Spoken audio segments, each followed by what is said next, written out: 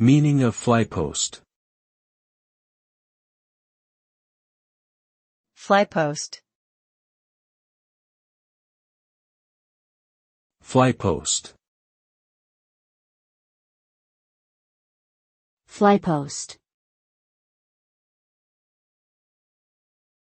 Flypost.